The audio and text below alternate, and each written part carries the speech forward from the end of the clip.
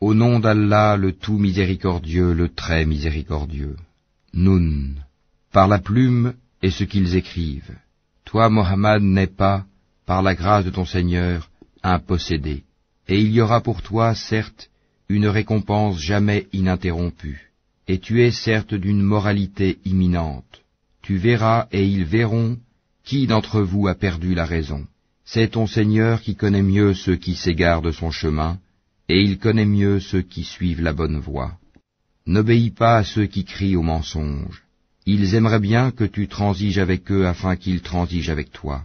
Et n'obéis à aucun grand jureur méprisable, grand diffamateur, grand colporteur de médisance, grand empêcheur du bien, transgresseur, grand pécheur, au cœur dur, et en plus de cela bâtard, même s'il est doté de richesses et de nombreux enfants. Quand nos versets lui sont récités, il dit, des contes d'anciens. Nous le marquerons sur le museau, nez. Nous les avons éprouvés comme nous avons éprouvé les propriétaires du verger qui avaient juré d'en faire la récolte au matin. Sans dire, si Allah le veut, une calamité de la part de ton Seigneur tomba dessus pendant qu'il dormait, et le matin ce fut comme si tout avait été rasé. Le lendemain matin, ils s'appelèrent les uns les autres, partez tôt à votre champ si vous voulez le récolter. Ils allèrent donc tout en parlant entre eux à voix basse, ne laissez aucun pauvre y entrer aujourd'hui. Ils partirent de bonne heure, décidés à user d'avarice envers les pauvres, convaincus que cela était en leur pouvoir. Puis, quand ils le virent, le jardin, ils dirent, vraiment nous avons perdu notre chemin, ou plutôt nous sommes frustrés. Le plus juste d'entre eux dit, ne vous avais-je pas dit si seulement vous avez rendu gloire à Allah? Ils dirent, gloire à notre Seigneur, oui, nous avons été des injustes. Puis ils s'adressèrent les uns aux autres, se faisant des reproches. Ils dirent, malheur à nous, nous avons été des rebelles. Nous souhaitons que notre Seigneur nous le remplace par quelque chose de meilleur. Nous désirons nous rapprocher de notre Seigneur.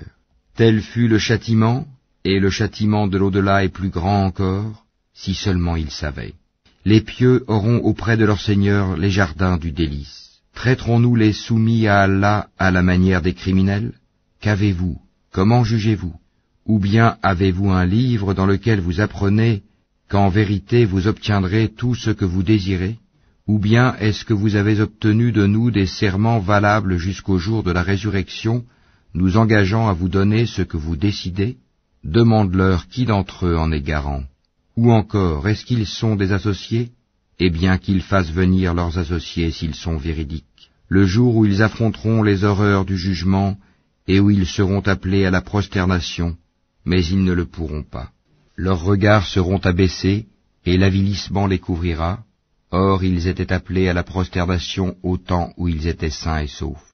Laisse-moi donc avec quiconque traite de mensonge ce discours, nous allons les mener graduellement par où ils ne savent pas. Et je leur accorde un délai, car mon stratagème est sûr. Ou bien est-ce que tu leur demandes un salaire, les accablant ainsi d'une lourde dette? Où savent-ils l'inconnaissable? Et c'est de là qu'ils écrivent leurs mensonges. Endure avec patience la sentence de ton Seigneur, et ne sois pas comme l'homme au poisson, Jonas, qui appela Allah dans sa grande angoisse. Si un bienfait de son Seigneur ne l'avait pas atteint, il aurait été rejeté, honni sur une terre déserte. Puis son Seigneur l'élut, et le désigna au nombre des gens de bien. Peu s'en faut que ceux qui mécroient ne te transpercent par leurs regards. Quand ils entendent le Coran, ils disent, il est certes fou, et ce n'est qu'un rappel adressé au monde.